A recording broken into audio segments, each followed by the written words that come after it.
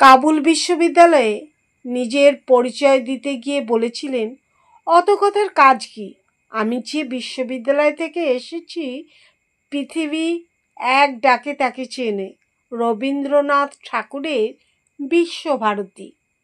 অনুজ প্রতিম সাহিত্যিকের হাত চেপে ধরে বললেন, শঙ্কর, মনে হচ্ছে স্মৃতি লোপ পাচ্ছে, তুমি একবার সঞ্চয়িতাখানা ধরো তো, ব্যাপারটা একটু খুঁটিয়ে দেখি। তারপর বললেন, অনু, পাতা খোলো তো। জিজ্ঞেস করলেন, ওই পাতার কর্ণকুন্তী সংবাদ আছে? এরপর শুরু করলেন আবৃত্তি। কোথাও থামলেন না, একটা ভুলও করলেন না। তিনি সৈয়দ মজুতবা আলী, পাঠকের অবিশ্বাস্য ভালোবাসা লাভ করেছেন, অনেকগুলো ভাষা জানতেন। তার পরিচয়ে দুটি বিশেষণ অবধারিত, রসবোধ এবং প্রবল পাণ্ডিত্য। এমন মানুষকে প্রথমবার দেখে রবীন্দ্রনাথ বলেছিলেন, ও হে, তোমার মুখ থেকে তো কমলালেবুর গন্ধ বেরোচ্ছে। মজুতবা আলী সিয়ট্ট তথা সিলেটের বাসিন্দা, আর সিলেট কমলালেবুর জন্য বিখ্যাত। সেই কারণেই এমন মজার সম্ভাষণ। রবীন্দ্রনাথে সাংঘাতিক আস্থা, বহুমুখী প্রতিভার অধিকারী, কিছুটা প্রতিষ্ঠান বিরোধী। বর্ণময় সৈয়দ মজুতবা আলীর জীবন পুরোপুরি রবীন্দ্ররসে জারিত ছিল। নিজেকে নিয়ে বহু রসিকতা বহুবার করেছেন সৈয়দ মজুতবা আলী। একটা লেখায় নিজের বর্ণনা দিয়েছিলেন, অত্যন্ত রোগা, সিডিঙ্গে, গায়ের রং ছাতার কাপড়কেও লজ্জা দেবে এবং তোতলা, কথা বলার সময় মুখ দিয়ে থুতু ছোটে। দিয়েছিলেন কন্দর্পকান্তি।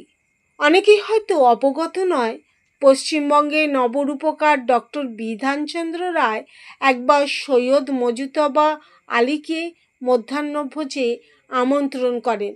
তারপর ভোজনের শেষে বিধান রায় আলী সাহেবকে পশ্চিমবঙ্গ সরকারের ডিরেক্টর অফ পাবলিসিটি পদ গ্রহণের প্রস্তাব দেন। বলা বাহুল্য, সেই প্রস্তাবে তিনি সাড়া দেননি। দীর্ঘদিন এই বিষয়টি কেউ জানতেন না।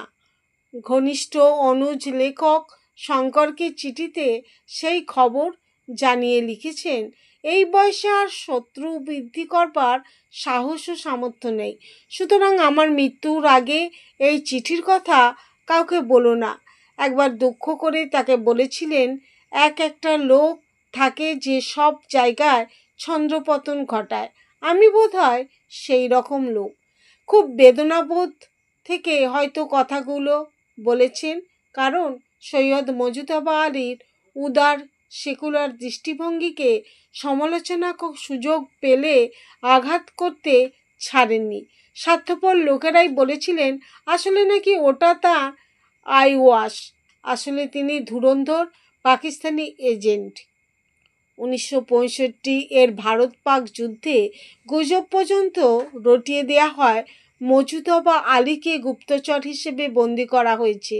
একজন প্রকাশকদের সঙ্গে মজুতবা আলীর সম্পর্ক খুব ভালো ছিল না।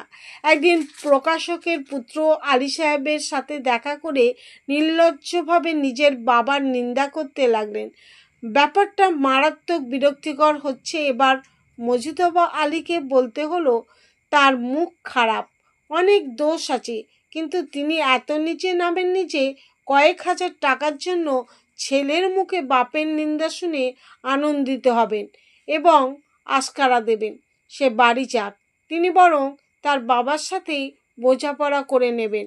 সৈয়দ মজুতবা আলী বলতেন, মুখের কথার দাম আমার কাছে দলিল সইয়ের থেকে কম নয়।